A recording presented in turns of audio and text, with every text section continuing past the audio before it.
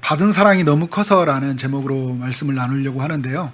오늘 읽었던 본문은 한 번 정도는 들어봤던 설교일 거예요. 어떤 분들은 굉장히 많이 들었던 본문이기도 합니다. 익숙한 본문이지만 다르게 한다고 하는 것보다요, 늘 들어왔던 말씀을 또 우리가 새롭게 듣는 시간이 되길 바랍니다. 무엇보다 성탄절을 앞두고 있으니까 예수님이 오셔서 우리에게 베푼 사랑이 얼마나 큰지를 또 묵상하고, 그 받은 사랑을 우리가 고요히 있는 것이 아니라 흘려보내는 삶이 되어야 되겠다, 그런 결단이 여러분 안에 있기를 주의 이름으로 축원합니다. 여러분은 사랑을 받아본 경험이 있을 거예요.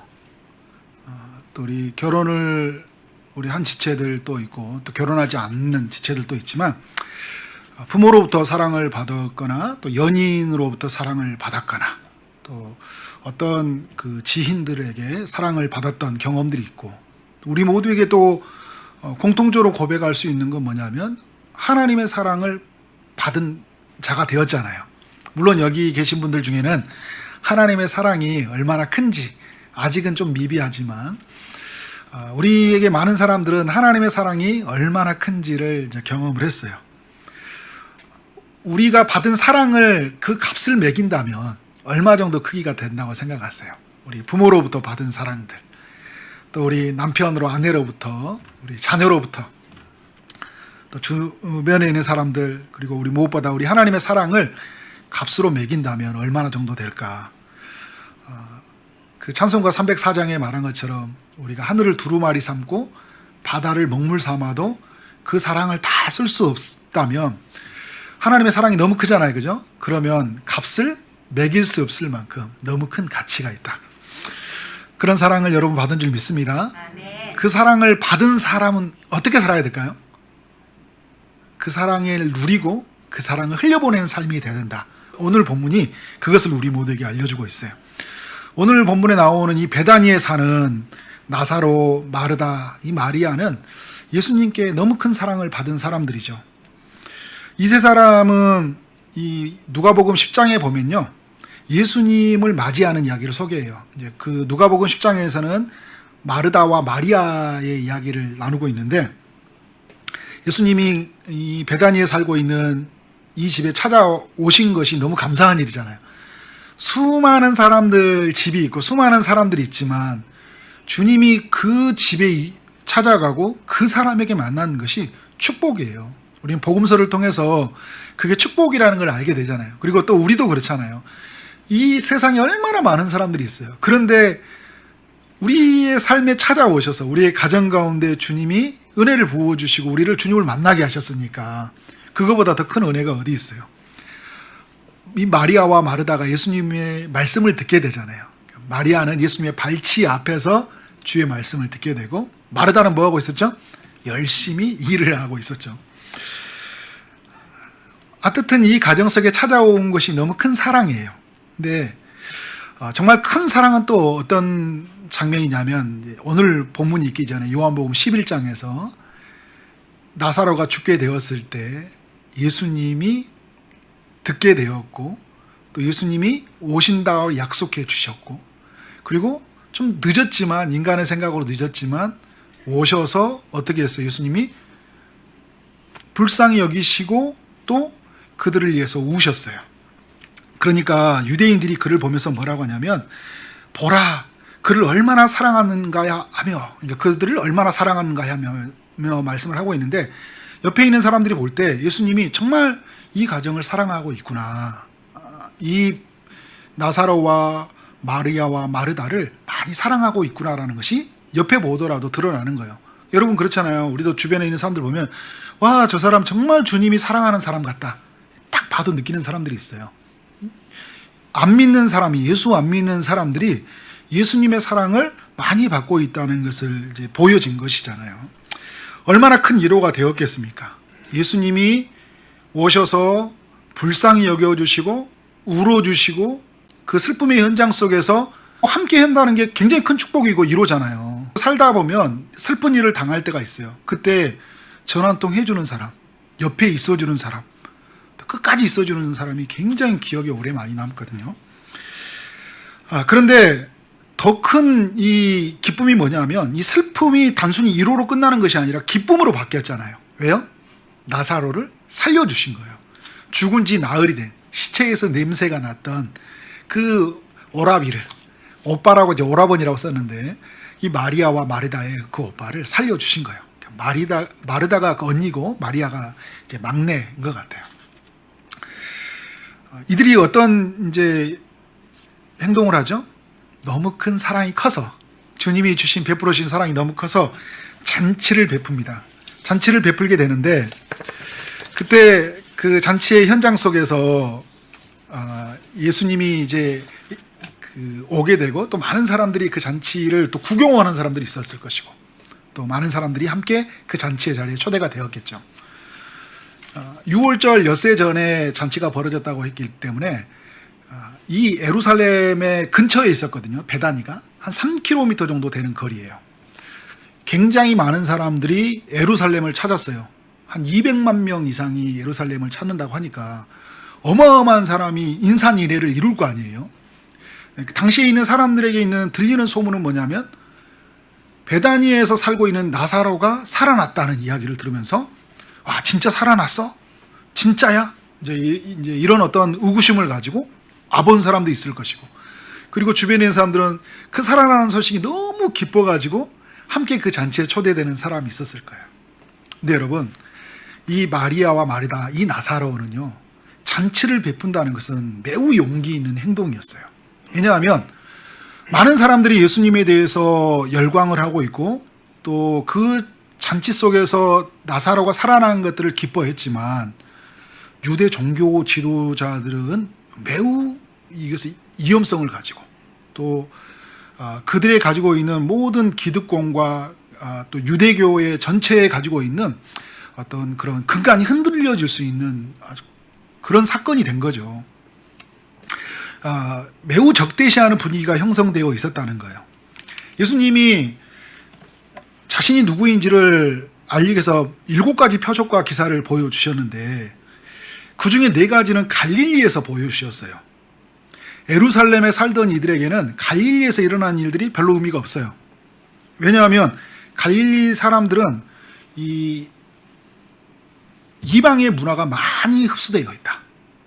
마치 사마리아는 아니지만 사마리아와 거의 비슷한 정도로 갈릴리에 대한 어떤 생각이 별로 좋게 생각하지 않았어요.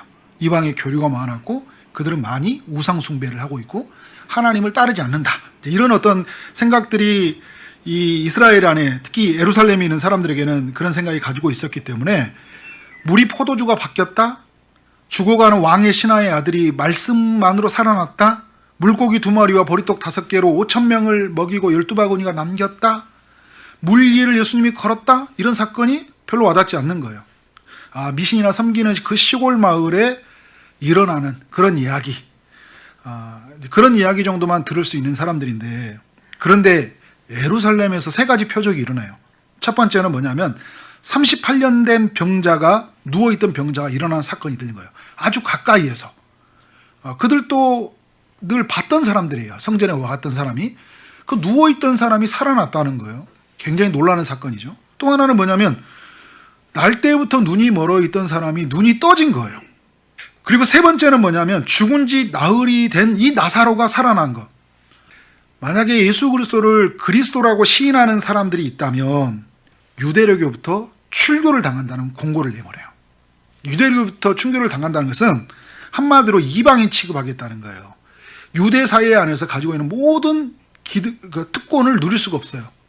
지금도 여러분 이스라엘에 가서 만약에 그 다른 종교를 섬기기 시작하잖아요. 그러면 그 사람은 이스라엘 사회 안에서 엄청난 핍박을 당해요. 지금도 그런데 이때로 돌아가면 얼마만하게 그 고통이 심했겠죠. 왜냐하면 예수님이 그 표적과 기사를 통해 사람들은 어떻게 생각하게 됐냐면, 예수는 그리스도인가? 하나님이 보낸 우리의 구원자인가? 하나님의 아들인가? 그런 생각이 듣게 됐고, 많은 사람들이 예수를 믿기 시작을 했어요. 유대 종교 지도자들에게는 굉장히 이게 두려운 뉴스가 되는 거예요. 어떤 사람들에게는 기쁜 소식이지만 어떤 사람들에게는 굉장히 이게 두려운 뉴스가 된 거예요. 왜냐하면 자신이 가지고 있는 모든 기득권의 저해가 되는 거잖아요. 자신이 살아왔던 너무나 많은 특권을 받고 살아왔는데 많은 사람들이 그들에게 절을 하고 존경을 표했는데 이제 누구에게 사람들이 열광하기 시작합니까? 예수님에게 열광하기 시작하잖아요. 그래서 오늘 나사로의 사건 이후에 수많은 사람들이 예수님에게 열광했고 예수님이 이제 낙이 타고 예루살렘 위생할 때 사람들이 막 열광을 하잖아요. 호산나 다윗의 자손이여 하면서 예수님에게 열광하는 모습들을 보여주고 있어요. 무엇보다 나사로가 살아난 이 사건을 보면서 그들이 어떤 생각을 갖게 되냐면 이 날부터 그들이 예수를 죽이려고 모의하니라. 요한복음 11장 53절에 그래요. 이 날부터. 단순히 예수를 믿는 사람들에게 출교를 허락하는 게 아니라 이 예수를 소란하게 하는 이 예수를 죽여야 돼. 모의해요. 예수도 죽이고 나사로도 죽이려고 해. 나사로가 죽어야지만이 어떤 게 성립이 될까요? 나사로는 죽었다가 살아난 것이 아니라 죽을 사람인데 잠시 깨어났다가 어때요? 다시 죽었다는 게 되는 거잖아요. 그러니까 나사로의 부활 사건이 이스라엘 사회에서 그게 큰 영향력이 없는 것이잖아요. 왜냐하면 예수님이 계속 죽은 자의 부활에 대해서 나는 부활이요 생명이니 이야기하면서 나를 믿는 자는 영원히 살겠다는 예수 안에서 다시 사는 삶, 천국에서 영원히 사는 삶이 이 복음이 선포되고 있었기 때문에 나사로의 이 이야기는 바로 예수님의 이야기를 증명해 주는 그런 이야기가 되는 거예요. 그래서 나사로를 죽이려고 하는 거예요. 이러한 분위기 속에서 잔치를 여는 거예요. 매우 용감한 행동이죠. 출교를 당할 수 있고요. 더 나아가서 죽음을 당할 수 있어요. 유대사에서 엄청난 박해와 또 특권이 다 사라져버리는 아무것도 누릴 수 없는 그런 어떤 상황이 될 수 있는 것이잖아요. 근데 그럼에도 불구하고 여러분은 어떻게 하고 있습니까? 그들은 잔치를 열고 있어요. 잔치를 여는데 12장 2절에 보면 여전히 그 마르다는 뭘 하고 있어요? 잔치를 준비하고 있어요. 근데 여러분 누가복음 10장에서 잔치를 준비하는 것과 요한복음 12장 누가복음 5장에서 준비하는 것과 요한복음 12장에서 준비하는 것 조금 달라요. 요한복음에서는 예수님이 누구인지 잘 인식을 못했어요. 그러나 자기 집에 방문해 주는 유대 사이에서 랍비라고 하고 선지자라고 열광하던 사람이 우리 집에 온 것이 너무 영광스러운 거죠. 그래서 잔치를 준비하는 것뿐이었어요. 그런데 예수님의 말을 듣고 예수님이 부활을 경험하게 되고 예수님이 그 가정 속에 일하신 것을 경험하게 되면서 그녀가 베푸는 이 잔치는 어떤 잔치예요? 예수님을 만난 기쁨 때문에 하는 잔치예요. 그래서 일이에요. 여러분 우리도 교회 일하다 보면 예수님을 안 만나고 일하는 사람들이 있고요. 예수님을 만나서 일하는 사람들이 있어요. 그래서 오늘 일하는 사람들을 함부로 판단하면 안 돼요. 저 사람은 예수님 만나는 것도 별로 없고 맨날 일만 한다는 게 아니라 어떤 사람에게는 그냥 그렇게 마르다처럼 예수를 깊이 만나기 전에 그렇게 일을 열심히 하는 사람이 있어요. 그러다가 예수님 만나기도 하고 또 마르다가 예수님을 깊이 만나는 순간에 그냥 섬김으로 일하는 사람들이 있잖아요. 우리가 그런 부분에서 마음을 열고 그들의 헌신을 기쁘게 여겨야 되겠죠. 나사로는 어떻게 하고 있어요? 그 옆에서 이게 예수님과 함께 있는 모습을 보여주고 있고 마리아는 무엇을 하고 있나요? 예수님을 처음 만났을 때는 예수님의 발치 앞에서 말씀을 들었던 여인이 자신이 가지고 있는 지극히 비싼 향유를 가지고 와서 예수님의 발에 부어요. 그녀가 부은 이 향수잖아요. 그죠? 순전한 나드라고 합니다. 이 나드는 식물의 뿌리와 이삭으로부터 추출한 기름을 말하는데 이스라엘 땅에는 없었어요. 인도에서만 구할 수 있는 매우 귀한 것이라고 합니다. 지금도 이스라엘에서 인도를 가려면요, 이라크와 이란과 파키스탄을 지나가야 돼요. 굉장히 먼 거리예요. 그리고 어떻게 해요? 다시 돌아와야 되잖아요. 가서. 물론 그때 이제 무역이 이루어졌기 때문에 여러 루트를 통해서 이스라엘에 왔겠지만 매우 귀한 것으로 왔어요. 값으로 매긴다면 300데나리온의 이상의 가치. 그러니까 지금 우리 돈으로 환산한다면 한 3천만 원, 4천만 원 정도의 돈의 가치가 있는 거예요. 굉장히 가치 있는 것을 여인이 가지고 있었어요. 어느 정도 양을 가지고 있었냐 하면 한 근이라고 해요. 나드 한 근을 가져다가 드렸다고 해요. 한 근이라는 것은 헬라어로 라트라라고 하는데 우리로 이렇게 하면 한 340ml 정도 되는 물 한 2컵 정도 부족한 그 정도 양이 된다고 봐요. 손님이 찾아오면 향이 나기 때문에 한두 방울 정도 떨어뜨려주고 또 죽을 때 악취가 나지 않도록 발라주는 매우 귀한 것이었죠. 그리고 이제 이 여인에게는 결혼할 때 자기를 아름답게 해주기도 하고 또 자기에게 가지고 있는 어떤 어려움의 순간에 이거를 팔면 어떻게 될까요? 생계를 보장할 수 있는 큰 돈이잖아요. 그런데 이 향유를 예수님에게 쏟아붓고 있어요. 요한복음은 향유를 발에 쏟아부었다고 하는데 같은 사건을 기록하고 있는 마태복음과 마가복음은 예수님의 머리에 부었다고 해요. 340mg 정도 됐으니까 머리에다 다 부으면 어떻게 될까요? 뭐 탁 될 거 아니에요, 그죠? 머리를 감으려고 하는 거 미용실이 아니에요. 머리에 부었고 또 어떻게 할까요? 남은 것을 요한복음에 요한은 뭘 보는 거예요? 발에 붓는 걸 본 거고 마가와 마태와 마가의 그 저자들은 예수님을 머리에 부었다고 이렇게 증언을 하고 있는 것이잖아요. 그러니까 요한은 예수님의 제자였기 때문에요.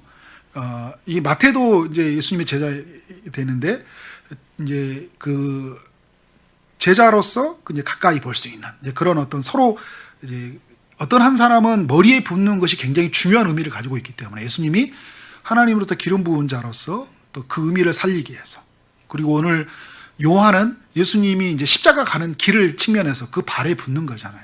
그러니까 굉장히 어떤 큰 존경과 그에 가지고 있는 사랑을 표현하는 그런 헌신이라고 볼 수 있는 거예요. 근데 여러분 이 마리아가 이 향유를 부은 이 발에 어떻게 하고 있어요? 자신의 머리털로 닦고 있어요. 여인에게 이 머리털은 자신의 영광과도 같은 거예요. 또 어떻게 부정적인 측면에 가보면 여인이 머리를 풀었다는 것은요, 또 금기를 깨트리는 것도 될 수 있어요. 이스라엘 사회 안에서 그 얼굴을 막 수건에 가리고 있고 그랬잖아요. 그런데 금기도 깨트리고 자신이 생각하는 영광도 깨트렸다는 것은 예수님의 발을 닦는 것이 굉장히 의미가 있었다는 거예요. 저는 말씀을 준비하면서 무엇이 이들의 삶을 이렇게 움직이게 되었는가? 유대교로부터 출교를 당할 수 있고 많은 불이익을 받을 수 있고 그리고 죽음이 찾아올 수 있는데도 불구하고 예수님을 위해서 이렇게 잔치를 베풀 수 있을까? 자신에게 너무 소중한 것이고 그래도 오랫동안 간직해 온 것이고 매우 비싼 것이었는데 자신에게는 너무 큰 영광이었고 내가 이런 행동을 하면 사람들이 비난이 올 것임에도 불구하고 왜 머리털을 풀어서 예수님의 발을 닦았을까? 예수님이 그만큼 그녀의 삶에 가치가 있다는 거예요. 그들의 목숨과도 바꿀 수 있는 예수님이 된 거예요. 가장 소중한 것을 버려서라도 주님의 사랑을 얻고 싶은 마음들. 그러니까 여러분 주님의 사랑을 얻고 싶으려고 한다는 것들 측면이 좀 잘 들어야 돼요. 얻으려고 하는 건 아니에요. 주신 사랑이 너무 크기 때문에 하나님 앞에 드린 거잖아요. 그렇지만 그 사랑을 또 누리고 싶은 거예요. 이 사랑이 너무 큰 걸 경험했기 때문에. 여러분 우리도 그렇잖아요. 한번 경험하면요 그 사랑이 너무 좋기 때문에 예수님 안에 있는 게 너무 좋기 때문에 그래서 또 그런 헌신을 하게 되는 거잖아요. 그녀에게는 그런 모습이 있다. 그리고 자신의 머리보다 자신의 삶의 영광보다 뭐가 더 컸던 거예요? 주님의 영광이 더 컸어요. 수치를 당하는 거, 자기의 삶을 높여주는 것보다 더 중요한 건 뭐예요? 예수님이 자기의 삶을 통해 드러나는 것이 너무나 소중했기 때문에 마리아는 그런 삶을 보여주고 있다는 거예요.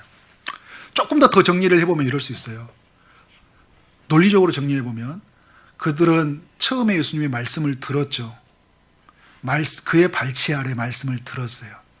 말씀을 들으면서 예수님이 누구인지 알았어요. 그리고 그 말씀에 계셨던 주님이 고통의 현장 속에 찾아와서 자기의 오빠를 살려주셨어요. 죽은 자를 부활하게 하신 예수님을 보면서 예수님은 생명의 창조자고 구원자이시구나. 그리고 예수 안에 있을 때 우리는 죽어도 다시 사는 영원한 부활의 기쁨을 누리는구나. 자신의 오빠의 사건을 통해서 어떻게 되는 거예요? 예수님에 대한 믿음이 더욱 굳건해진 거잖아요. 말씀을 통해서 그의 믿음이 생겼고 그의 일하심을 보면서 더욱 굳건해졌어요. 그리고 그 일하심 속에서 주님의 사랑이 곳곳에 스며드는 거예요. 근데 그 사랑을 생각하니까 어떻게 되는 거예요? 그 사랑의 깊이에 빠져서 그 넓이에 빠져서 한없이 큰 그 높이에 압도가 되어서 어떻게 되는 거예요? 자신의 삶을 헌신하는 모습들을 보여주고 있어요. 하나님의 이 말씀 속에서, 그의 부활을 경험 속에서, 그 사랑 속에서 그들은 죽음도 두려워하지 않는 그 헌신을 주님 앞에 보여주고 있는 거예요. 미래가 두렵지 않았어요. 이제 자신의 삶은 이제 어떻게 되는지 상관없어요. 어떻게 보면 나사로 입장에서 보면요, 나사로는 이미 죽은 사람이잖아요. 이제 그의 살아난 삶은 어떤 삶일까요? 주님이 살려주셔서 사는 삶이에요. 이미 그는 예수님이 오시기 전에 죽었던 사람인데 예수님을 만나고 나서 어떻게 해요? 다시 살아난 사람이 되었어요. 이제 사는 삶은 어떤 의미가 있을까요? 이제 덤으로 사는 삶. 그래서 내게 주신 베풀으신 이 사랑을 아낌없이 베풀고 살아가고 당당하게 세상 앞에서 나는 하나님의 사람이야, 나는 예수 믿는 사람이야 라는 것을 드러내는 것이 그의 관심이지 않았을까요? 옆에 보는 마리다와 마리아도 마찬가지예요. 이 사랑이 그들을 압도해 갔기 때문에 주님 앞에서 그런 헌신을 보여주고 있는 것입니다. 여러분, 우리는 예수를 만나는 순간 우리도 함께 죽었잖아요. 내가 그리스도와 함께 십자가에 못 박여 죽었나니. 예수를 믿는 순간 우리는 그리스도와 연합이 돼요. 근데 그리스도와 연합이 됐다는 것은 뭐냐면 그리스도의 그 십자가의 죽음의 사건으로 우리는 들어가게 됩니다. 그래서 우리도 죽어요. 우리의 옛사람, 죄 아래 살아갔던, 하나님을 떠나 있는, 하나님의 말씀에 불순종했던 우리는 주님 안에 같이 죽는 자가 되었어요. 그런데 주님이 죽으시고 부활하심으로 말미암아 우리에게 다시 살아나는 길을 열어놓으셨잖아요. 우리는 어떻게 돼요? 예수님을 믿음으로 말미암아 다시 살아나는 자가 되었잖아요. 그래서 우리는 예수 안에 죽은 자이고 예수 안에 다시 살아난 자예요. 그러니까 우리는 이제 살아가는 삶은 어떤 의미가 있어요? 나의 생명을 보존하고 나의 생명을 어떻게 하면 지키냐가 그 의미가 있는 게 아니라 나를 살려주신 그 주님의 사랑 안에서 내가 어떻게 누리고 이 사랑을 어떻게 흘려보내냐가 관심이 있는 거예요. 이 사랑을 안았던 예수의 사람들, 오늘 마리아와 마르다와 나사로는요, 그 주님을 위해 사랑을 쏟아붓고 살고 예수의 제자들도 이것을 아는 순간 어떻게 살았을까요? 그 사랑을 쏟아붓고 사는 모습들을 보여주고 있습니다. 미래가 두렵지 않아요. 오랫동안 소중한 것에 간직해온 것, 자신에게 가장 비싼 보물, 이것이 아깝지 않아요. 자신의 영광, 주님을 위해서 아낌없이 버릴 수 있어요. 주님의 사랑이 너무 크니까, 나를 부르신, 나를 살려주신 그 은혜가 너무 크니까 이러한 헌신을 우리 가운데 보여주고 있는 것입니다. 얼마나 영광스러워요. 얼마나 여러분 은혜스럽습니까? 그런데 찬물을 끼얹은 사람이 있어요. 그 사람이 누구예요? 돈을 사랑하는 가룟 유다예요. 그가 어떤 말을 합니까? 이 향유를 어찌하여 300데나리온에 팔아서 가난한 자들에게 주지 아니함이냐? 사람들에게 이야기를 하고 있어요. 예수님에게 따지는 게 아니에요. 예수님 이런 게 아니라 이런 정도 된다면 그냥 이런 거를 예수님한테 발을 쏟아붓는 게 아니라 이 3천만 원, 4천 원 엄청난 돈인데 가룟 유다가 저같이 말을 했을 것 같아요. 아니 그 가난한 사람한테 나눠주면 얼마나 많이 나눠주는데 왜 이런 이상한 행동을 하지? 예수님도 가끔 가다가 참 말도 안 되는 행동을 해. 막 이렇게 궁시렁이 됐던 것 같아요. 마태복음, 마가복음은요 같은 사건을 뭐라냐면 허비한다고 해요. 허비한다고. 비싼 향유를 예수님에게 쏟아부는 이 여인의 행동이 굉장히 자기가 볼 때는 허비라고 생각이 드는 거죠. 그 돈이면 가난한 사람들을 도와줄 수 있다. 그러나 여러분 오늘 말씀에 보면 그가 가난한 사람들을 도와주려고 했나요? 6절에 보면 가난한 자들을 생각함이 아니요 그는 도둑이라 돈깨를 맞고 거기 넣는 것을 훔쳐감이니라. 그러니까 돈에 관심이 있는 사람이잖아요. 아까워요. 저 돈을. 차라리 우리 주지. 예수님한테 주면 되잖아요. 주면 우리 마음껏 예수님하고 따라다니면서 저걸로 많이 한 3천만 원, 4천만 원이면 가서 호텔도 묵고 막 사우나도 가고 막 여행도 한번 갔다 오고 예수님 믿으면서 얼마나 좋아요. 예수 믿으면서 막 정말 예수 믿었더니 막 이렇게 어떤 사람이 헌금해가지고 3천만 3천 향유를 줬다고 막 좋고 그죠. 그리고 아니면 우리 막 바르고 다니면서 우리 인도에서 온 나드 바른 사람들이 예수 믿었더니 막 이렇게 다니면 좋잖아요. 근데 그런 게 이제 예수님에게 들켜진 것이잖아요. 그래서 예수님이 그녀를 내버려 두라고요. 왜냐하면 그녀의 행동은 어떤 행동이에요? 자신의 장례를 준비하는 최고의 헌신이었기 때문에. 여러분 이제 그 예수님이 8절과 9절에서 그를 가만두어 나의 장례할 날을 위하여 그것을 간직하게 하라고 했거든요.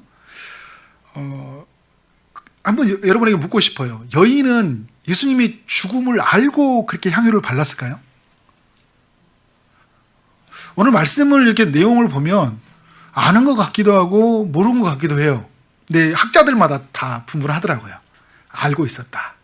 그의 발치 아래 말씀을 들으면서 그의 가는 길을 알았으니까 그의 발에 머리를 붓고 머리에 부었다. 알았다 이야기를 하는 사람도 있고 어떤 사람은 몰랐다 이야기를 해요. 저는 제 경험으로 보면요, 모른 것 같아요. 왜냐하면 저도 이렇게 어떤 일이 일어날지 모르고 헌신하거든요. 이런 일이 이렇게 헌신하면 이런 결과가 생길 줄 알고 헌신한 적은 없어요. 그냥 헌신했더니 어떤 결과가 생기더라고요. 그냥 사랑을 베풀고 헌신했는데 그 사랑에 감동이 되어서 그 사람이 변화되고 하나님의 일들을 힘껏 감당하는 일들이 일어나요. 그래서 교회가 변화되고 사람들이 변화되는 일들을 보게 되었어요. 저는 알지 못했지만 그냥 그 상황 속에 최선을 다해봤고 내 것을 쏟아 부었는데 하나님이 그 속에서 일을 하시는 걸 많이 봤거든요. 그런 측면에서 여인의 이 헌신을 이 여인이 몰랐지 않았을까라는 생각이 드는데, 그런데 여러분, 알았든 몰랐든 다 의미 있는 거예요. 알고 했다고 한다면 주님이 죽으시기 전에 자기 자신이 향유를 바름으로 말미암아 굉장히 의미 있고 가치 있는 일들을 한 거잖아요. 나중에 그러니까 모든 것 자체가 아름다워요. 중요한 건 뭐냐면 그녀의 마음속에 주님의 사랑이 그의 삶에 가득 차 있기 때문에, 그것이 움직였기 때문에 그런 헌신을 했다는 거예요. 근데 여러분, 말씀에 보면 가난한 자들은 항상 너희와 함께 있거니와 나는 항상 잊지 아니하리라 하시니라 이렇게 말씀을 하고 있어요. 무슨 말씀이냐면 예수님이 이제 너희와 함께 할 시간이 얼마 남지 않았다는 거예요. 요한복음 12장 1절에 보면 유월절 엿새전이라고 하거든요. 유월절 엿새전이라는 것은 이제 유월절에 예수님이 돌아가셨으니까 예수님이 죽으실 날이 며칠밖에 남지 않았다는 거예요. 6일밖에 남지 않았다는 거예요. 예수님이 죽기 전 6일 동안 예수님이 살아있는 그 땅에서 예수님을 볼 수 있는 이 기회로 하나님이 주신 것이잖아요. 이 기회에 어떻게 한 거예요? 자신이 하나님의 사랑을 쏟아 부은 거예요. 여러분, 우리의 삶도 그렇잖아요. 우리의 삶이 영원하지 않아요. 우리의 삶은 유한합니다. 우리의 삶이 언제 끝이 있는지 몰라요. 주님에게 우리에게 너무나 감사한 건 뭐냐면 이 주어진 시간 동안 주님의 사랑을 경험하게 되었다는 거예요. 이게 너무 큰 영광스러움이잖아요. 너무 큰 발견이에요. 너무 큰 보물을 발견했어요. 그런데 여러분, 우리가 이 사랑을 받아서 누릴 때 이제 주님을 만날 날은 또 얼마 남지 않았잖아요. 주님이 다시 오시든지 아니면 우리가 죽어서 주님을 만나든지 우리는 어느 정도의 시간이 남아있는지 몰라요. 어떤 일이 생겨날지 모릅니다. 그런데 우리가 남아있는 이 시간 동안 우리는 어떻게 살아야 될까요? 이 여인이 사랑을 주님에게 쏟아 부었던 것처럼 오늘 우리는 그렇게 살아야 된다. 예수님이 제자들에게 그것을 교훈하고 있는 거예요. 예수님과 함께 있었던 제자들, 또 예수님에게 은혜를 받았던 마리아와 마르다 그리고 이 나사로는 모두가 예수님의 사랑을 받았습니다. 그런데 모두가 예수님을 사랑하지는 않았어요. 12제자가 어떤 사랑을 받았어요? 이 세 사람보다 더 큰 사랑을 받았죠. 3년 반을 따라다녔어요. 그들을 불러주셨어요. 형편없는 그 사람들을 불러주셨어요. 형편없는 행동을 하고 믿음 없는 행동을 해도 예수님이 다 받아줬어요. 끝까지 사랑했습니다. 요한복음 오늘 말씀의 12장 다음에 13장에 가보면 1절에서 예수님이 자기 사람들을 사랑하시되 끝까지 사랑하셨다고 해요. 특별히 가룟 유다를 사랑했잖아요. 그 형편없는 사람, 그 사람을 어떻게 했어요? 해결을 시켰어요. 돈 맡은 사람.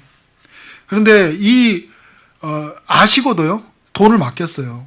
그리고 그가 자기를 배반한지 아시고도요, 발을 씻겨줬고 끝까지 예수님의 사랑을 부어줬어요. 예수님의 사랑은 이렇게 너무나 컸어요.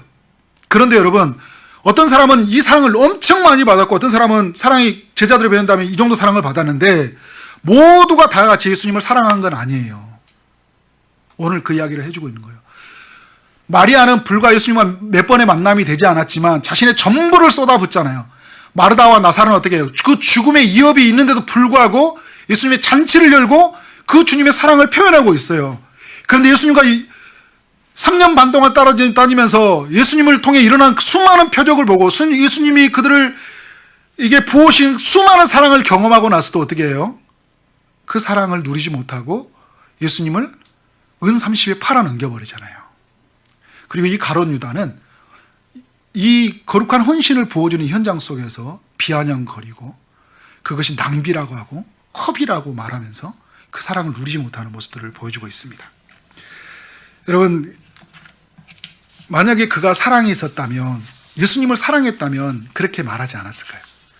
저도 이제 결혼하기 전에 아내가 이제 피아노와 관련된 했으니까 삼성동에서, 서울 삼성동에서 이제 교육을 받아요.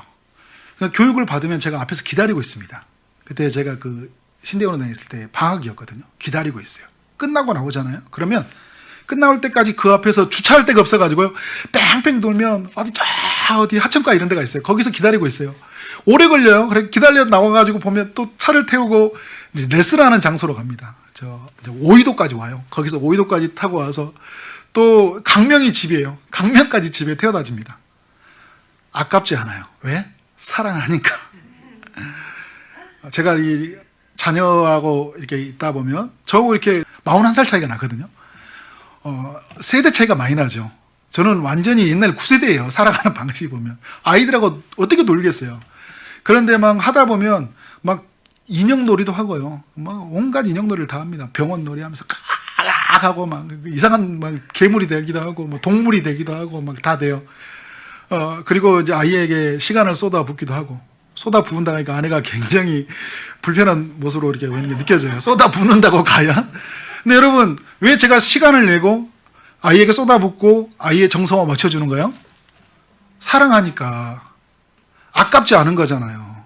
사랑하니까. 저희 이제 이번 주에 저희 어머니가 뭐 파김치, 뭐 땅콩 할 것 없이 다 보냈어요. 근데 저희 어머니가 굉장히 허리가 불편하시거든요. 허리 수술이 잘못돼서. 류마티스 관절염이 있어요. 엄청 움직이기 힘들어 하셔요. 이걸 어떻게 다 준비하셨는지 모르겠어요. 고통을 감수하고, 제가 어렸을 때부터 파김치를 너무 좋아하니까 어머니가 저만 생각하면 무슨 파김치만 또 담아서 지금도 보내줘요. 그러니까 왜? 자식을 사랑하니까. 이제 80이 다 된 이제 이 노인이 자식을 사랑하니까 어떻게 하는 거예요? 그런 헌신을 하는 거잖아요.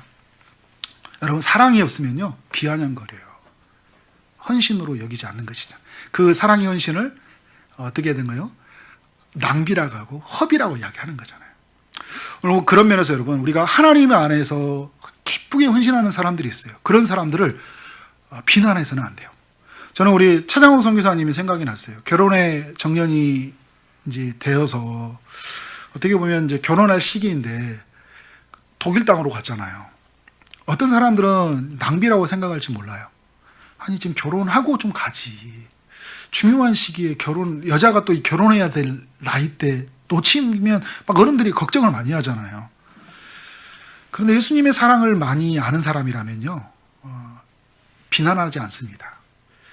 차정호 선교사님에게 박수를 보낼 거예요. 그리고 끊임없는 기도와 응원을 보낼 겁니다. 예수님이 어떻게 생각할까요? 예수님을 위해서 살아갔던, 자신의 그 사랑을 나누게 살아갔던 이 차정호 선교사님을 굉장히 귀하게 여길 거라고 생각이 들어요. 독일 땅이 자유주의로 물들어가고, 크리스찬에 뭐 100명이 있다면 1명밖에 교회를 잘 참석하지 않는다고 하니까, 교회 가서도 지난번에 나눴잖아요. 그 월드컵 경기 중계를 할 때 교회에서 맥주 먹고 그런다고 하잖아요. 그렇게 독일 땅이 이렇게 피폐해졌어요. 그 땅에 가서 복음을 전하고, 또 이슬람 사람들이 물밀듯이 들어오는 그 현장 속에서 복음을 전하는 이 자매의 헌신을 굉장히 아름답게 여길 거예요. 예수의 사랑을 경험한 사람이라면 응원을 보내요. 예수의 사랑이 부어지지 않는 사람은요, 그게 뭐나 싶어요. 빨리 와서 시집이나 가지. 그러나 예수의 사랑에 물붙이는 사람은 그 사랑에 너무 감동을 하고, 생각할 때마다 눈물이 나고, 그러한 헌신을 내가 해야 되는데 대신해 주는 것 때문에 너무 감사하고, 한편에서는 미안하고, 그래서 내가 어떻게 되냐, 계속 기도로 후원해주고 격려해주고 그렇게 나아가는 것이죠. 여러분, 예수님의 사랑이 없으면요, 비가 오나 눈이 오나 나가서 전도하는 사람들을 이렇게 이해를 못해요. 예수님의 사랑이 없으면 그 온전한 헌신으로 나가는 사람들을 이해하지 못해요. 그런 면에서 저는 막 그 힘든 와중에서 막 어떤 일에 헌신해주고 정말 많은 것을 손해봄에도 불구하고, 이게 주의 나라이기 때문에, 하나님의 이름을 드러내기 때문에 아낌없이 그 일에 헌신해주고 그 일에 땀을 쏟고 열정을 쏟아부는 사람들 보면 너무 감격이 돼요. 그래서 여러분, 우리 초정산교회 성도들은 이렇게 하나님 나라에 즐거이 헌신하는 이 마리아와 같은, 마르다와 나사라와 같이 그 잔치를 여는 사람들에게 비난하는 사람들이 되지 않기를 원합니다. 우리는 어떤 사람들이 될까요? 우리는 비난하는 사람들이 되어야 되지 않을 뿐더러 어떤 사람이 될까요? 그들과 같이 받은 사랑이 되어서 그 사랑에 헌신하는 사람이 되어야 될까요? 근데 우리의 사랑의 헌신은 주님의 사랑을 얻기 위해서 그 공로를 따내기 위해서 우리가 헌신하는 게 아니잖아요. 받은 사랑이 너무 크기 때문에 내게 있는 시간, 내게 있는 물질, 내게 있는 삶을 예수님에게 쏟아붓는 거예요. 오늘 저는 마지막에 말씀의 결론을 내리면서요, 우리는 예수님께 어떤 사랑을 받았는지를 한번 질문해 봤으면 좋겠습니다. 여러분들은 예수님에게 어떤 사랑을 받았습니까? 여러분에게 예수님은 어떤 분이에요? 예수님이 어떤 일을 행하셨다고 여러분 믿고 있습니까? 예수님이 주신 이 사랑의 크기가 내게 얼마나 큰지, 그 값이 얼마나 큰지를 여러분이 한번 계산했으면 좋겠어요. 매길 수 없을 만큼 너무 크다. 그 사랑은 너무 크다. 내게 있는 모든 것을 다 드려도 그 사랑은 갚을 수 없을 만큼 사랑은 크다. 그러니까 나는 아깝지 않다. 내가 시간을 쓰는 거, 그를 위해서 내 돈을 쓰는 거, 여러분 그러라고 해서 헌금하라는 소리가 아니에요. 여러분의 삶의 모든 가치가 누구에게 있다는 거예요? 우리 하나님께 있어야 한다는 거예요. 그 하나님의 사랑에 쏟아 부어야 된다는 거예요. 오늘 우리에게 있는 시간이 많지가 않아요. 오늘 이번 주에 이제 성탄절이잖아요. 주님이 오시잖아요. 그죠? 이제 우리는 다시 오실 주님을 우리는 맞이하게 준비하고 있어요. 언제 주님이 오실지 몰라요. 그리고 여러분, 우리가 언제 주님을 만날지 모릅니다. 우리에게 있는 주어진 시간 동안 나를 위해서 살아가는 것이 아니라 내게 주어진 사랑을 어떻게 할까요? 주를 위해서 아낌없이 쏟아붓는 삶이 되어지길 원합니다. 누가복음 7장 47절은 이렇게 이야기하고 있어요. 사함을 적게 받은 자는 적게 사랑하느니라. 내가 하나님의 주신 용서가 크기가 작은 사람은요, 적게 사랑하게 되어 있어요. 그런데 주님의 사랑이 너무 큰 사람은 어떻게 할까요? 많이 사랑하게 되어 있어요. 그 사랑이 너무 크니까, 다 쓸 수 없으니까 어떻게 하는 거예요? 내 사랑에 몸으로 쓰는 거예요. 무언가로 쓰는 거잖아요. 사랑을 쓰려거든 연필로 쓰세요. 그렇죠? 막 쓰는 거예요. 쏟아붓는 거예요. 땀과 눈물을 쏟아붓는 거예요. 그분을 위해서. 그분을 노래하는 거예요. 그분을 외치는 거예요. 그죠? 그렇게 살아가는 우리 초이동산교회 성도들 되어지기를 주님의 이름으로 축원합니다. 아멘.